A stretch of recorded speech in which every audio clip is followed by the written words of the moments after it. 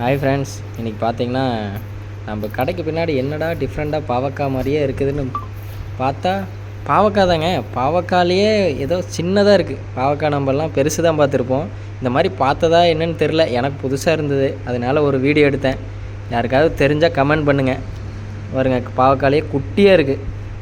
ஆனால் கன்ஃபார்ம் பண்ணிட்டேன் பாவக்காய் தான்னு.